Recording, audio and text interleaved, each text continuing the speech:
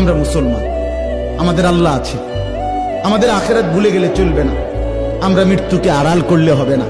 আমার বাপ স্বীকার করলেও মরতে হবে, স্বীকার না করলেও মরতে হবে। হবে কিনা বলেন?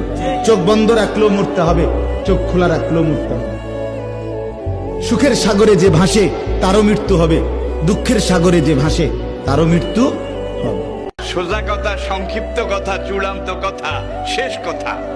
মিজান আবার আসবে, বিজয়ীর বেশে আসবে। এই দেশের তাওহীদি জনতা এমন ইতিহাস সৃষ্টি করে তাকে আলিঙ্গন করবে ইনশাআল্লাহ। সেই সমাবেশই দূরে নয়। কোটা বিরোধী আন্দোলন যে যুবক ছেলেগুলো করেছে ওরা মুজাহিদ, ওদের বিরোধিতা যারা করেছে ওরা সন্ত্রাস। নিরাপদ সড়ক চাই আন্দোলন যে ছেলেগুলো করেছে এক একটা মুজাহিদের বাচ্চা, ওদের বিরোধিতা যারা করেছে এক একটা কুখ্যাত সন্ত্রাস।